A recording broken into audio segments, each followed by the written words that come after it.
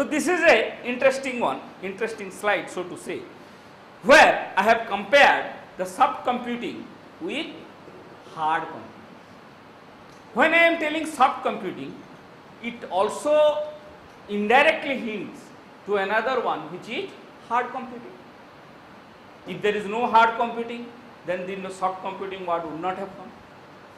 So in case of the hard computing, which is generally the computer system is having, which is binary, you are having mathematical world, it is hard data, raw data, it is quantitative, it is not qualitative, it has bivalent reasoning, yes or no, there is no in between, just like we are doing in the fuzzy system. On the other hand, the soft computing one has linguistic world, it has soft data, interpretation is possible, whatever you are doing you can interpret to the other party, understanding is there, explanation is there, why I am doing, you can explain, it is qualitative, it may be bivalent, may be multivalent. Okay. Now these are some of the advantage of soft computing. I think we need to go for a tea break, is it? No? Fine.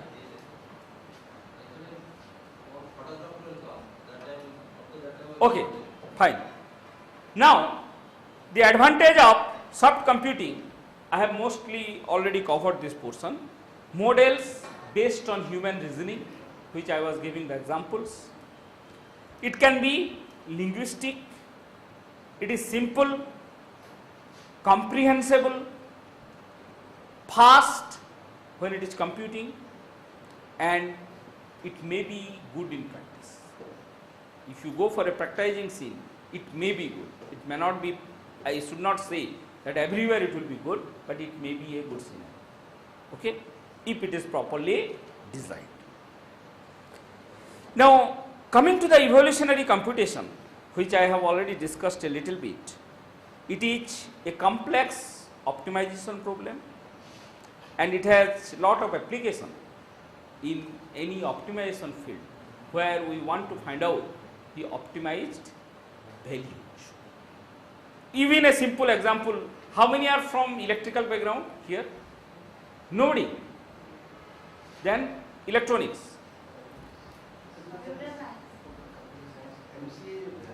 MCA. MCA backgrounds are there. Okay.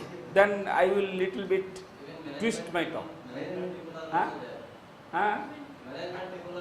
Management people are okay.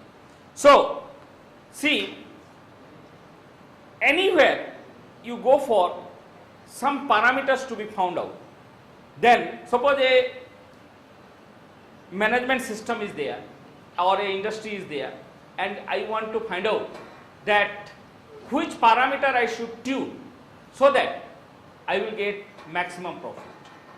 Parameter may be human resource, maybe raw material, maybe something I am unable to actually get into it because my area is a little bit different. So suppose 3 parameters are there and the problem is what should be these parameters for this year so that I will get maximum profit, right? So that can be handled with the help of genetic algorithm. Even now many people are using neural network for your share forecasting. In fact, we have used many, you can see there are 2 or 3 papers of mine where I have used neural network for electrical load forecasting. What will be my electrical load after 2 days? If I can say, then my production industry, that is NTPC, NHPC, whomsoever it may be, they will be ready for that. If suddenly from 50 megawatt it is going to 100 megawatt, I cannot produce. I need coal for that. It has to come somewhere. It is to be processed. It takes time. So I must predict what will be the scenario next 2 days. Like that, if I can predict what will be the share of the TCS today, Today if I can predict for tomorrow or day after tomorrow, I can purchase. So that can be done with the help of neural network. And in neural network, you can use this optimization algorithm as well. Okay. So this is not required.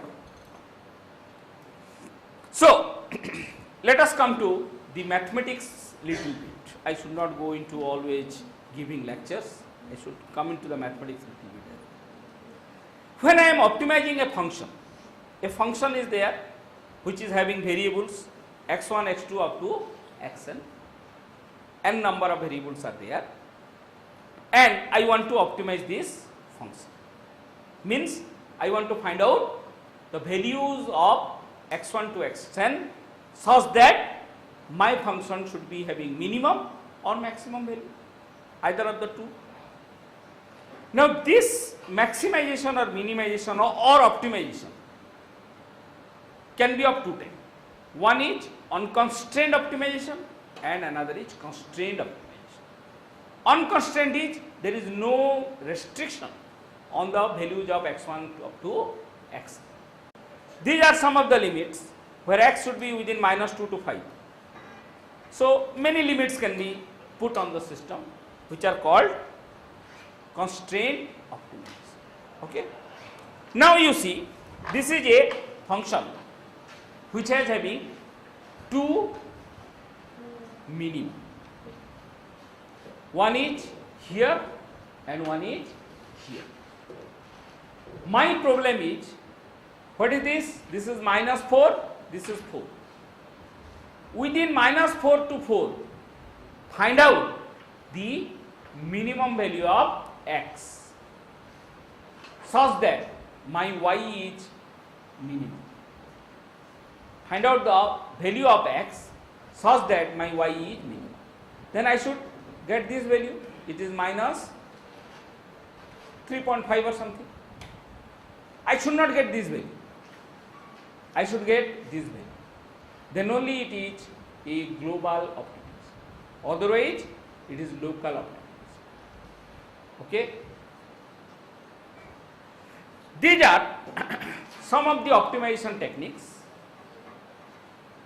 where it is basically Newton's method, the generally one which we use, that is your differential one, and in the evolutionary one it is genetic algorithm, bacteria foraging, simulated learning, dynamic programming, all these are coming into picture. Okay.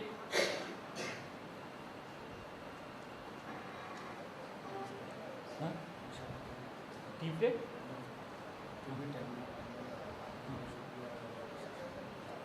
ठीक, no problem. We should have a photo session outside. There will be a break from अभी कर देंगे ना? कोई आप सब finish कर देंगे? नहीं, ये तो चलता रहेगा ये थोड़ी. Action, sir कर दीजिए.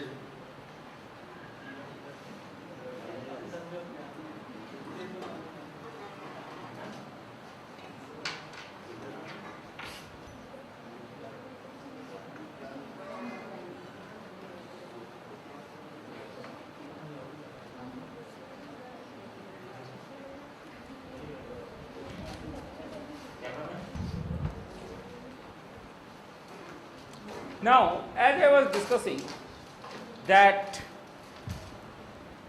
the gradient method and the GA and PSO, BFA, everything are having in its own aim, and the aim is to get to a optimized value. This is a program that I have written in MATLAB using a gradient function, right? And you see this is a function having one maxima here, one local maxima here, and there is one local maxima here.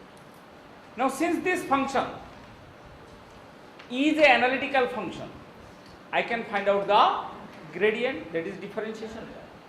But in practice, you cannot find the differentiation value explicitly. It must come numerical. Okay. So, whenever I am going for a gradient calculation, using some numerical algorithm, I define a initial condition, and from that initial condition it starts. So here I have started a initial condition 5 and I am using the gradient. So when I am running it, see, it is gradually going towards where? To the local maximum. It will be trapped. This is one by one run I am giving, iteration basically, and it is being trapped to the local maximum. See, as it is going towards maxima, the variation is very slow, and now it has reached the maxima, so there is no more change even if I am running it. Okay. Now I will change my initial condition.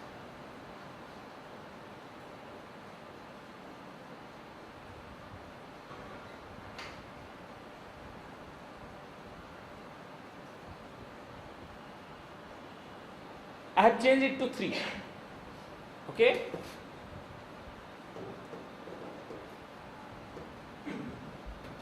Now you see, it is going towards, that is global maximum. So the gradient method can also find the global maxima and minima if it is properly started. If the initial condition is proper, you can achieve the thing. However, since we don't know where is the global one, I cannot start my initial condition also. If I know it beforehand, then I can start easily. But since I don't know, I cannot start my global point H. Therefore, we go for the evolutionary computation.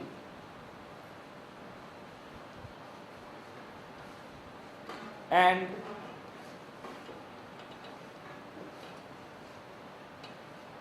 that is particularly the program that I have written, each for GA. See, this is a GA based program where I am starting with 40 random populations and there are 3 maxima. This one is the global maximum. So when I will run it, generation 1, see 1, 2, third generation I have gone. What is happening? All the points which were initially 40 has converged to the single point, and that is the global point.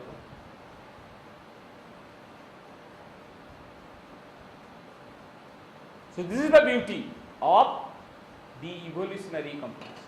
I am not telling about GA only, but this can be achieved through any other. But the value that I am getting here, if this is a very that means simple system, I can easily achieve this point even by binary method G. But that cannot be achieved if it is a complex one. And when the parameters that are optimizing or that you want to optimize are correlated very much with each other. You know correlation? Suppose A, B, C, 3 parameters are there and A and B are very much correlated, then you cannot change A and B independently. If you are changing A and B independently, then you will get some result, but that will be a suboptimal. Okay. So these are 2 examples that I have shown through MATLAB, and now I am skipping this genetic algorithm portion because this will be dealt and you also know already, so I should not take much time on this. You know mutation and crossover? What is mutation?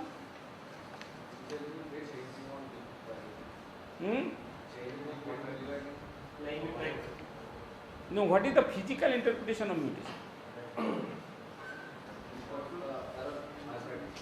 Huh? Malpractice. Exactly what do you mean? Yes, that may be. I don't correlate. But what do you mean by that? So to play a little bit trying to get the desired result. But why it comes to the mind to put a mutation? Okay, crossover. Crossover is used for producing new children, right?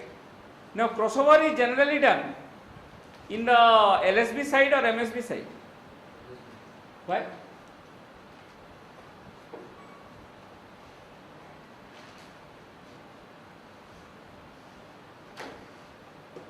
Your answer is perfect. It is done in the LSB side. When you are making some changes on LSB, effectively less. You need less effect or more effect? And bits are paired. Because from the parents to children, the behavior does not change much. Should not change much. It may be 20%, 30% maximum. It should not change by 200%. Right? Similarly, what about mutation? What about Raman? Hmm? Raman. Ravan, what happened? उसके father son थे और वो राक्षस तो completely change हो गया. Not 30%. यही तो आएगा म्यूटेशन में. यही मैं म्यूटेशन को ही बोलने वाला था. रावण जब पहले जन्म हुआ था, when he was born, he was not Ravan. He may be something और बहुत पूजा करता था, शिव पूजा करता था, बट बाद में रावण बना है. That is called mutation. Suppose there are, now you all are engineers. Can you just say that you will not be a murderer next day? You can be. Who knows? कुछ हो गया तुम्हारे ऊपर. That is, something has happened on yourself. It is nothing to come from the heredity. Prahlad and Hiranyakashipu. वो क्या है? तो मैं ज़्यादा जानता नहीं हूँ ना. आप अगर वो बताएंगे तो हम सोचेंगे फिर. नहीं, see, and actually these are the facts which if you analyze you can produce a new algorithm. And nowadays also new algorithms are coming. ये जो बैक्टीरिया फोरेजिंग जो मैं बोलने वाला हूँ, ये कहाँ से आया? यही से तो आया है. Recently just I want to refer, I should not refer that one. I was reviewing one paper that is called Bard flocking algorithm. Bard जो जाते हैं ना, they are moving together. शाम को देखेंगे all are moving together not. So that is some swarming behavior is there. कुछ signalling हो रहा है कि जिसमें वो एक बार में जाके फटाक से पहुंच जाते हैं उनका गोल. So what is the mathematics inside that? You represent that mathematics. You will get one paper and that will be widely referred. You cannot believe this bacteria foraging paper has, I was just yesterday looking, it has 150 citation. 150. And I have published in 2005. 150 citation is a very high number. Citation you mean? You understand na? Means suppose you are publishing one IEEE paper. I am publishing one IEEE paper. Both of them are going for an interview. Both of us are having IEEE. So who is better than another one? You have to decide. There comes the citation. If I am having 20 IEEE and you are having 2 IEEE, तो gone case. वो तो हो गया, that I will be selected, provided that 2 IEEE should not have faced Nobel Prize. Okay. So there comes the citation, and there are many sites where you get citation. Even Google Scholar can give you the citation. Simplest one is Google Scholar, but we are purchasing different, that means softwares, using many, giving many, around 7 lakhs, 8 lakhs rupees per time. Okay, so those things what you are telling, that Ravan, then other one is what? Prahlad. So those things you think, why that has happened?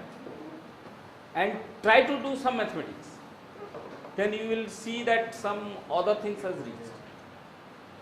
Out of Rakshas, you have got a god, so to say. So from a non-optimized solution, you are getting a very good optimized solution. So how it is possible? How it has been done? Okay, and mutation is nothing but that one. Changing this character of the same person. It is not by any swapping from two chromosomes. It is the same chromosome or same population is changing. Already you born ho gaya and now his character is changing. हाँ. Okay. So now I will come to my algorithm that is called bacteria foraging algorithm.